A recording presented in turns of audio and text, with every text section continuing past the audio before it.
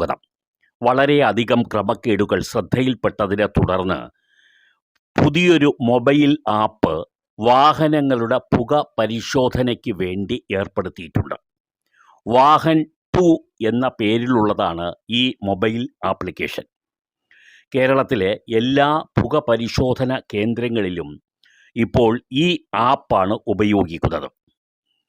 ഈ ആപ്പ് ഉപയോഗിക്കുമ്പോൾ പുക പരിശോധന നടത്തേണ്ട വാഹനത്തിൻ്റെ ഫോട്ടോ, വാഹനം പുക പരിശോധന കേന്ദ്രത്തിൽ കിടക്കുന്നതായ വീഡിയോ, വാഹനത്തിൻ്റെ നമ്പർ പ്ലേറ്റ് എന്നിവയെല്ലാം ഈ വാഹൻ 2 എന്ന ആപ്പിൽ അപ്ലോഡ് ചെയ്തതിന് ശേഷമാണ് പുക പരിശോധന ഇപ്പോൾ ആരംഭിക്കുന്നത്.